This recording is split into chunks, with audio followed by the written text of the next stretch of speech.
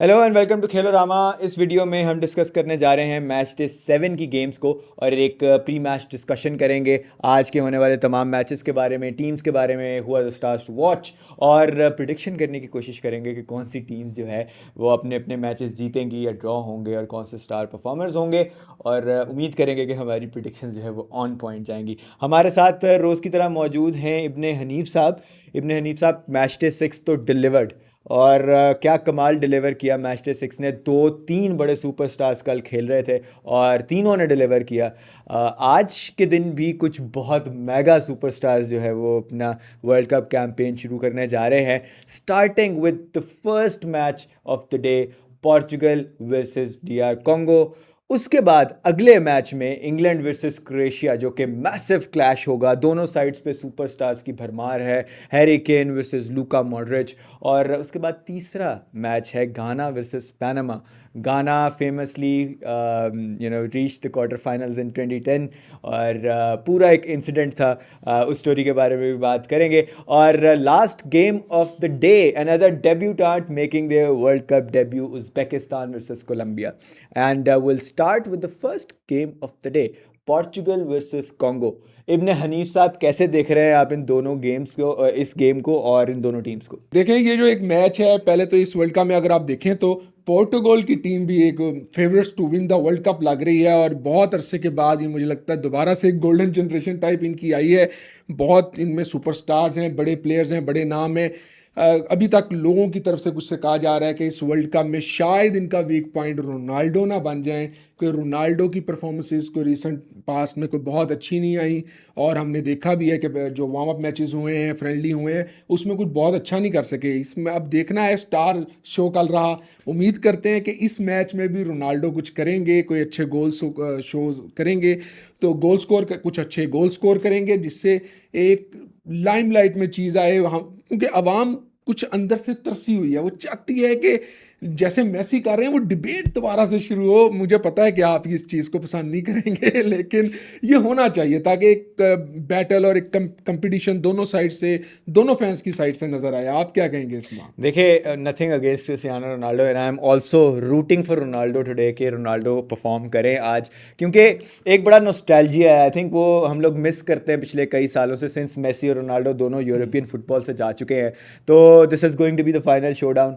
और मेरा ख्याल है कि this tournament, the fans, specially हमारी जनरेशन के fans who grew up watching Messi and Ronaldo, उन दोनों के डेब्यूज से लेके उनके अभी तक जो कैरियर का पॉइंट है वहाँ तक उन्हें देख रहे हैं। और मेरा ख्याल है कि Ronaldo will perform really well today. I think he will at least score a goal, could score more than one. और कल जो परफॉर्मेंसेज मेसी की आई, उसके बाद अर्लिंग हालैंड, एम्बाप्पे, इन सब ने कल जो है वो बहुत परफॉर्मेंसेज दी हैं। तो मेरा ये मानना है कि क्रिस्टियानो विल डिलीवर टुडे।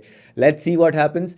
लेकिन आई थिंक अगर हम पोर्चुगल की बात कर रहे हैं तो without a doubt the best midfield in the entire tournament is in the Portuguese team. Bruno, Vitinha, João Neves, और Bernardo Silva and so many other players जो कि स्टार्टिंग लाइनअप में पहुंचेंगे भी नहीं। उसके अलावा इनका डिफेंस सॉर्टेड है, इनका अटैक सॉर्टेड है। क्या कहेंगे आप इस टीम को? मतलब क्या वीकनेस है इस टीम के अंदर? अभी तक तो इस टीम की मुझे पता है आप क्या कहेंगे, लेकिन उसके अलावा क्या वीकनेस अच्छा, है उसके अलावा अभी तक तो मुझे इस टीम में कोई वीकनेस नहीं लगी, और मैं चाहता हूं कि रोनाल्डो ना बन जाए इस टीम की वीकनेस। मुझे ये लगता है कि ये टीम काफ़ी आगे जाने तक की डिजर्व भी करती है और जाना चाहिए भी इस टीम को। और दूसरी साइड पे भी अगर आप कोंगो की भी बात करें तो कोंगो के पास भी कुछ डिसेंट प्लेयर्स हैं, वीसा हैं, अपना बेकम्बू हैं, और कुछ उनकी टीम भी कोई बुरी नहीं लग रही। बिसाका है उनकी टीम में, यूनाइटेड फैंस को याद होंगे वैन बिसाका बहुत अच्छे तरीके से। सो अच्छी टीम है। और पोर्चुगल के हवाले से भी अगर हम बात करें तो मेरा जहाँ तक ख्याल है सबसे बड़ा डाउन साइड जो इस टीम के लिए हो सकता है वो इनके कोच हो सकते हैं, मार्टिनेज। आपको याद होगा कि गोल्डन जनरेशन आपने कहा पोर्चुगल की चल रही है। 2018 में बेल्जियन नेशनल टीम की गोल्डन जनरेशन थी। ईडन हैज़ार्ड, विंसेंट कंपनी, मतलब कौन सा सुपरस्टार नहीं था, Romelu Lukaku, Kevin De Bruyne, Thibaut Courtois, Fellaini. और सिर्फ वही टूर्नामेंट नहीं, मतलब उससे पहले, उसके बाद, मतलब फेलियर दर फेलियर आए थे। मतलब they went all the way to the third position in 2018, which wasn't a failure by any stretch of imagination. लेकिन जो फाइनल वो होता है ना कि you go beyond the line, let's see how Martinez performs with Portugal, लेकिन मेरा ख्याल है कि अगर कोई डाउन साइड आएगी तो वो probably from the managerial side. Managerial भी हो सकती है और कभी कभार आपको एक्सपीरियंस भी मरवा जाता है, क्योंकि मुझे लगता है इस पोर्टुगल साइड को फाइनल खेलने की आदत नहीं है। तो ये जो आपने बेल्जियम की बात की, उन्होंने थर्ड फोर्थ पोजीशन वाला मैच खेला, तो पोर्टुगल भी जो 2006 में बिल्कुल करीब आके फ्रांस से रह गए थे, तो मुझे कहीं लगता है कि ये एक इनकी वीक पॉइंट ना बन जाए, बड़ी पोजीशन पे जाके ये फंबल कर जाएं और नीचे आ जाएं। मैं ये देखना नहीं चाहता, मैं चाहता हूँ कि इस बार मेसी रोनाल्डो का क्वार्टर फाइनल तो पड़ता है, लोग कह रहे हैं। हाँ, हो सकता है, पॉसिबिलिटीज़ हैं, और आई थिंक अगर दोनों अपना ग्रुप टॉप करेंगी तो दोनों क्वार्टर फाइनल्स में मिलेंगी, which is very likely.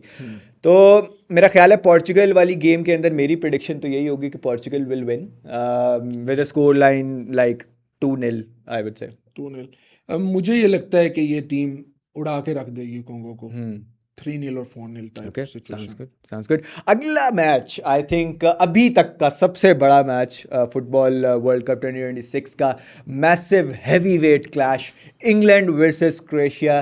Will it finally come home this time, या क्रोएशिया जो है अपनी कंसिस्टेंट परफॉर्मेंसेस 2018 में they went all the way to the final, loss to France eventually. 2022 में भी they went all the way to the semifinals, loss to eventual champions Argentina. और 1998 जो कि मेरे बेहोश में आने से पहले का एक वर्ल्ड कप था, उसमें भी ये सेमीफाइनल्स में पहुंचे थे। तो कंसिस्टेंट परफॉर्मर्स हैं वर्ल्ड कप्स में, और under the leadership of Luka Modric they have performed very well.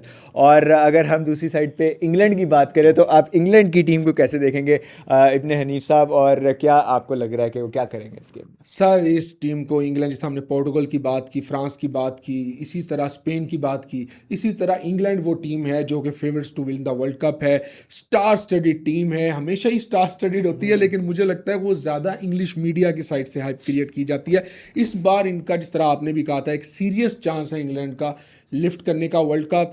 बहुत ज़्यादा मुझे नहीं, उन वीकनेस नज़र नहीं आ रही इंग्लैंड की भी इस टीम में। आप इनका मिडफील्ड देखें, डेक्लन राइस हैं, एजे हैं, नोनी मेड्यूके हैं, इनके स्ट्राइकर देखें, हैरी केन अपनी प्राइम फॉर्म में है। और मैं अभी पिछले दिनों देख रहा था, जितनी भी लीग्स हैं टॉप, उनमें 37 गोल्स ऑलमोस्ट इन्होंने किए हुए हैं। यूरोपियन गोल्डन बूट जीता है, यूरोपियन गोल्डन बूट जीता है, जबकि उसके बाद अर्लिन हालैंड जो हैं वो 27 पे और एम्बापे 25 पे, इतना फ़र्क है, अपने प्राइम पे चल रहे हैं।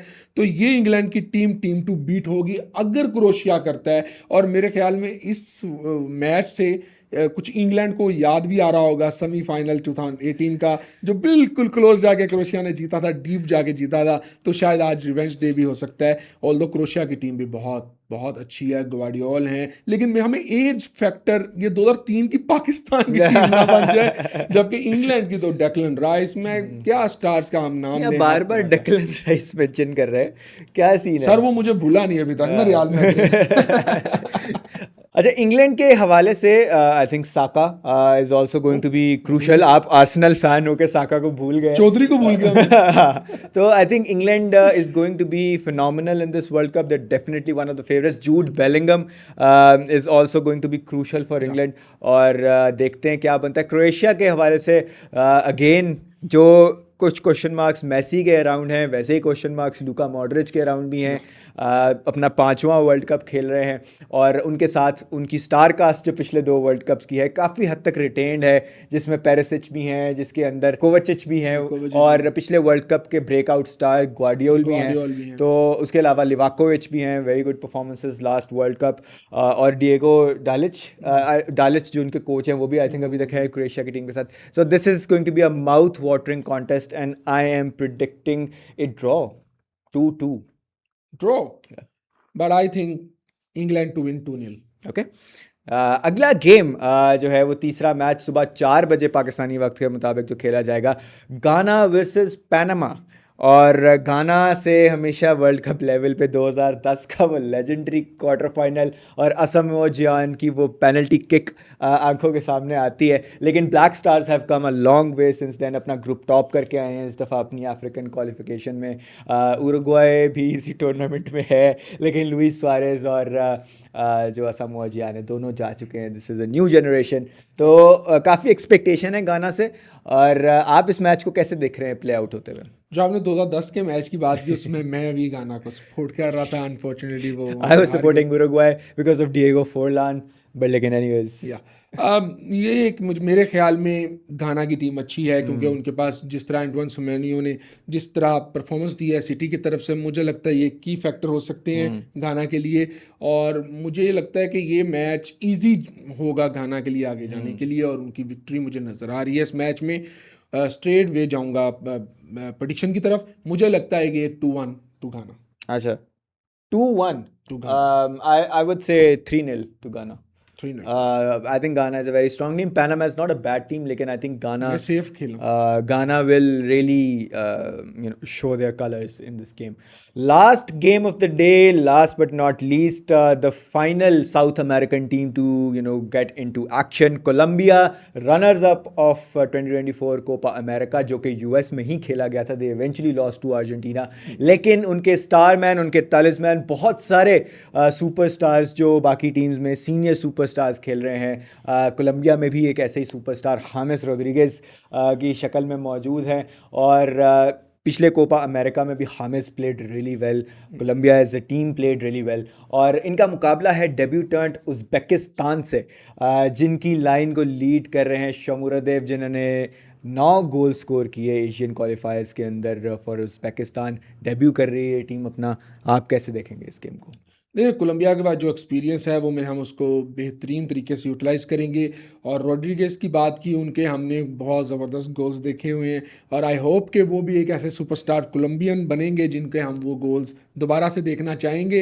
हाँ, ये ज़रूर चीज़ है, लुइस डियाज भी उनके पास हैं लिवरपूल के, जो कि एक इम्पोर्टेंट फैक्टर हो सकते हैं।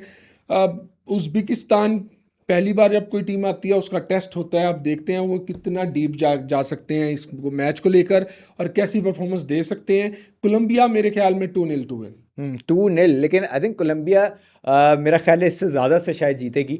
और साउथ इनके अमेरिकन है इसलिए। नहीं, साउथ अमेरिकन तो है ही है, लेकिन आई थिंक इनकी टीम बहुत ज़्यादा स्ट्रांग है. इनके पास क्रिस्टल पैलेस की जो टीम अभी कॉन्फ्रेंस लीग जीती है उसमें से इनके पास जेफरसन लर्मा भी हैं.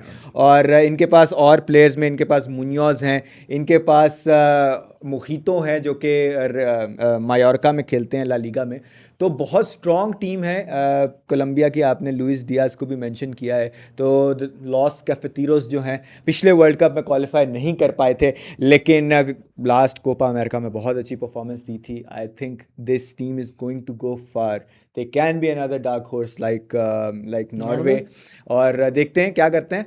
लेकिन बहरहाल मेरी प्रिडिक्शन जो है वो है Colombia to win something like 3-1, 4-1.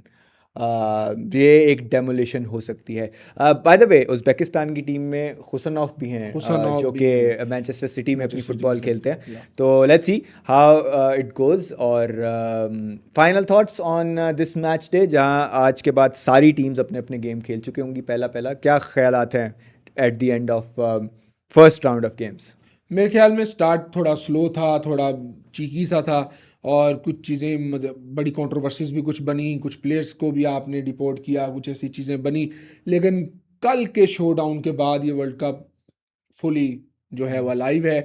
और आज भी मैं चाहूँगा कुछ सुपरस्टार जो खेल रहे हैं इंग्लैंड के, क्रोशिया के, कोलंबिया के और पोर्टुगल के, वो आज अपना शो डाउन करें और प्रॉपर वे में फर्स्ट स्टेज के बाद जो है वो ये साबित करें कि ये वर्ल्ड कप लाइव हो चुका है और मज़ा आना शुरू हो, ये जिसका हम इंतजार कर रहे थे। ज़बरदस्त जी, ज़बरदस्त. और हम सब यही उम्मीद करेंगे कि जो बिग गन्स हैं, बिग बॉयज़ हैं, they come to play and they come to the party. और ये जो पार्टी, ये जो पूरी की पूरी तकरीब सजी है वर्ल्ड फुटबॉल की, the biggest world cup in the history of world cups, 48 teams, so many superstars. और इससे मुझे याद आया, I think around 96 of the total players who are playing in this world cup were born in France. तो this is something to also note. और हम आपसे मुलाकात करेंगे कल इन्हीं मैचेस के एक पोस्ट मैच एनालिसिस के साथ, और उम्मीद करेंगे कि आज के मैचेस में भी वो सुपरस्टार्स जिनकी हमने आज बात की है वो अपनी पूरे पोटेंशियल पे परफॉर्म करेंगे, and will get to see a lot of good games. अल्लाह हाफिज़, अपना ख्याल रखिए. आपसे मुलाकात होगी कल.